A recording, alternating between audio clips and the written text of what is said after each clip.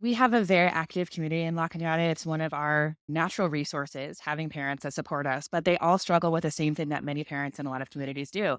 They don't exactly understand what their kids are doing on technology or feel like they're a little bit behind on knowing the lingo. So we offer summer camp sessions for our parents where they can come in and learn how kids are using technology to do their homework, how they're using it to connect and collaborate with friends. And so we do a lot of hands-on training with our parents, and that really helps them. You're listening to the smartsocial.com podcast. I'm your host, Josh Oakes. This is our District Talk segment where we interview district leaders to learn how they're keeping students safe on social media so those students can someday shine online. Now, let's get back to the interview. I'm Alan Mucerino, Superintendent of Schools for the Albert Unified School District. We serve Eastern Corona and Western Riverside in the county of Riverside in 23 schools with approximately 18,000 students. Hey everyone, I'm Jamie Lewsadder. I am the Associate Superintendent of Technology Services here in La Cañada Unified. If you know where the Rose Bowl is, you can center yourself to our school district. We have just under 4,000 students, and we have 4 schools, 3 elementaries and a 712 high school and middle school campus. Hi, I'm April Grace, and I'm the superintendent of Shawnee Public Schools in Oklahoma. We're about 30 miles east of Oklahoma City. We've got about 3,500 students across 8 school sites. Excited to be here. How have you been successful in increasing parent engagement to help keep students safe on social media? It's a lot of campaigning. We work with Common Sense Media and other vendors on providing constant information and up-to-date information. We have an Office of School Safety that has technology amongst its responsibilities. As I mentioned, I do my weekly newsletter that's well read, goes to all of our families. In fact, in last week's issue, I wrote about AI and the challenges with AI, particularly related to ChatGPT. But again, it's like anything else. Our parents are usually well behind their children when it comes to the digital world. So constant communication, a lot of workshops. We have our parent university and where we are helping our parents in whatever language they're most comfortable with to learn how to monitor their children's phones and how to make sure that they're not abusing technology. Because like anything, it becomes addictive to the point where it's such a distraction that students have lost themselves in it. We have a very active community in La Cañada. It's one of our natural resources, having parents that support us, but they all struggle with the same thing that many parents in a lot of communities do.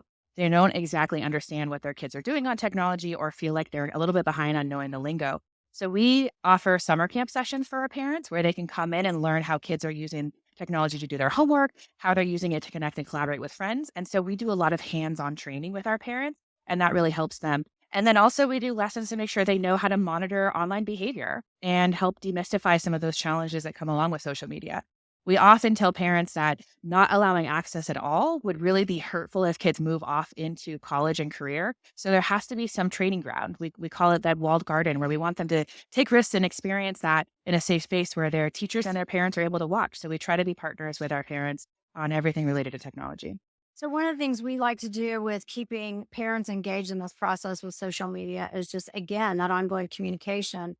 We probably do really a lot more direct communication with the parents in elementary and middle school, maybe less so in high school, but we also give them access to our apps. And so we're able to log in and kind of see what's going on with their student, as well as we provide materials on an ongoing basis so that parents can be aware of these things. So we do some campaigns that help with that. Are there any stories that come to mind about any social media incidents you may have been able to get in front of or avoid by being proactive? Well, the TikTok example is probably the best because we got ahead on devious licks. So we knew it was coming because they, of course, list all 12 months worth of upcoming licks. So we were able to alert the schools, alert parents, and alert children, of course, that there will be consequences if they do it.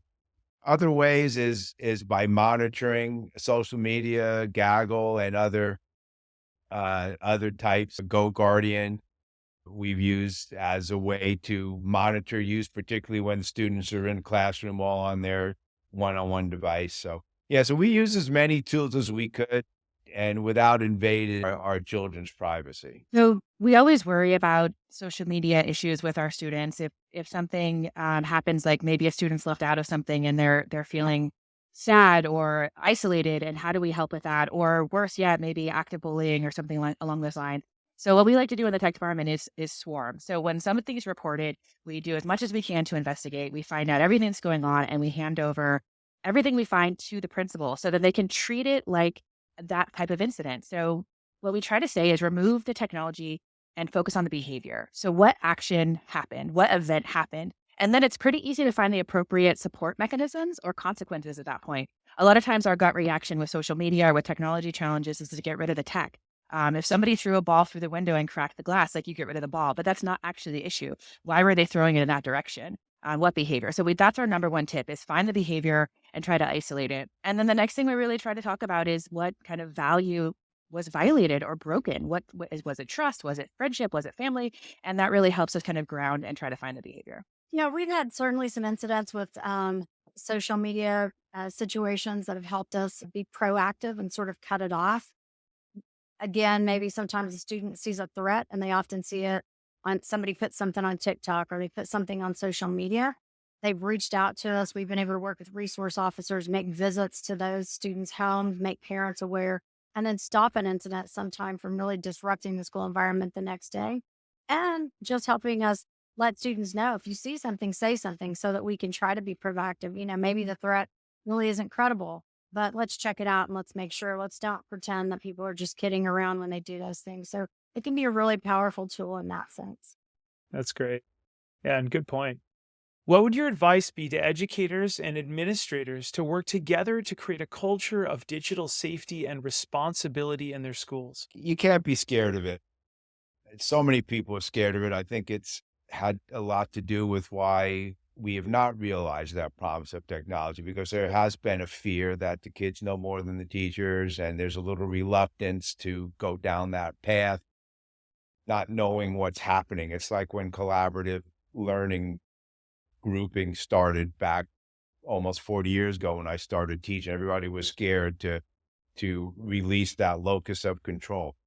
So first and foremost, it has to do with being confident with the tool and being friends with it, and recognizing that there's a lot more good than bad. And you just have to, our responsibility is to release our students ready for the world that's a highly technological society. And we're doing a disservice if we are not doing everything in our power to make sure that they're comfortable with it and that it's not seen as a negative thing, which some people still do see it as. One of the best things you can do as a school district is work with your teachers, work with all the educators, and create guidelines and parameters for the students. But there's this shift. A lot of tech directors have something called an acceptable use policy, and we lay out all the do's and don'ts. But there's something even more powerful now. It's a simple shift, calling it a responsible use policy. And just that word alone changes it from a list of what you can and can't do to what you should be doing. And that subtle shift makes a difference. So all of our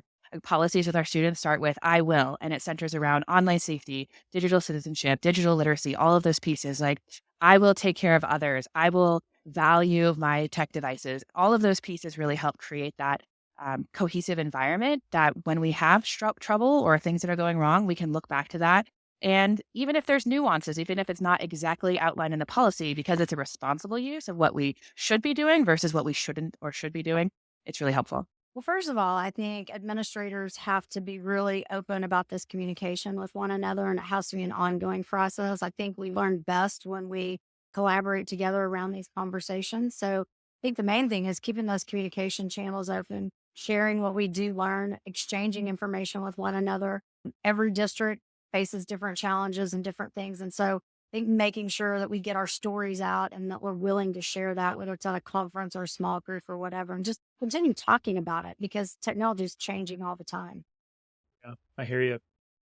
What are your 1 to 2 biggest social media concerns for the future? The emotional challenges, the mental health challenges, most districts, and I know from talking to many colleagues across the country, mental health challenges are absolutely unprecedented at unprecedented levels, and we can't keep up with it.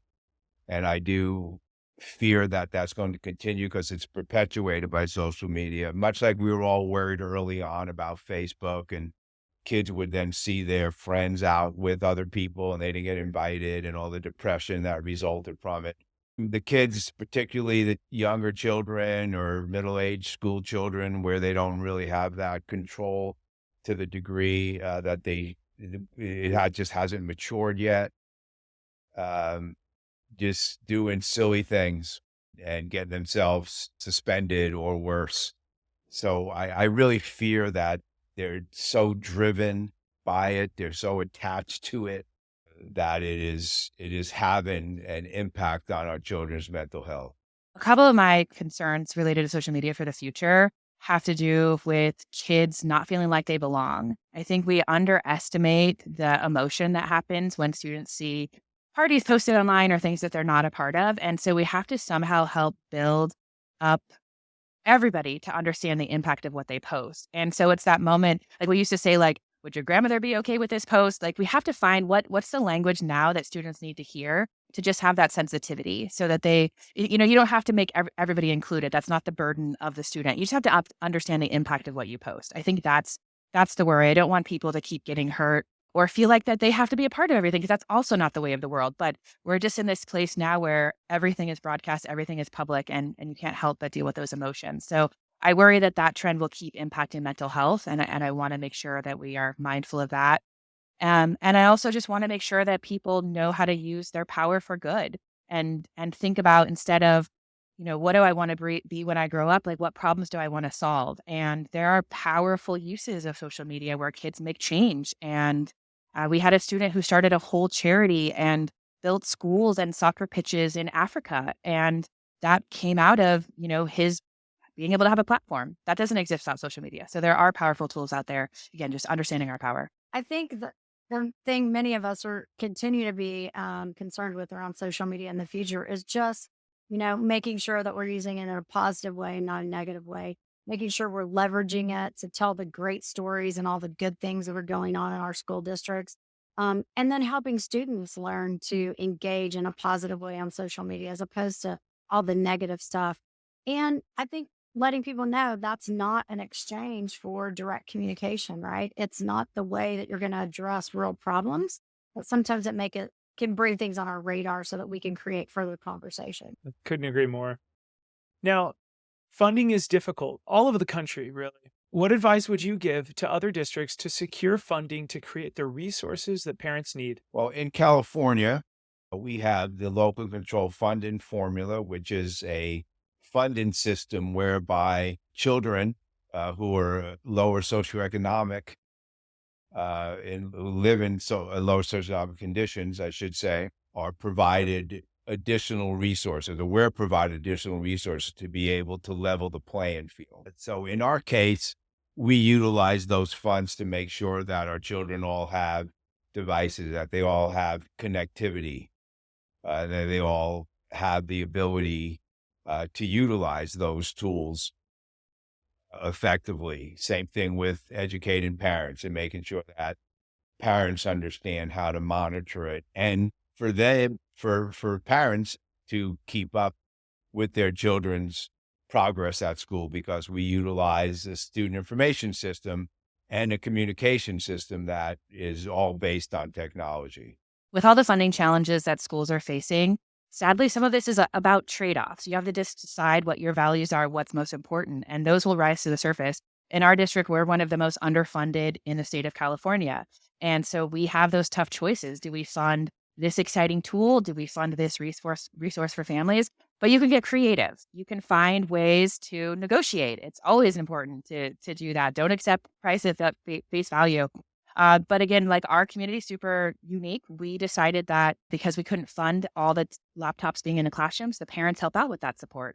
So we just made a trade-off. We'll fund 30% of those families who can't use it, and then 70% of families funded them devices for other students. So again, just don't be set on like a binary yes or no, or one option over another option. Like, think creatively, and you'll find ways.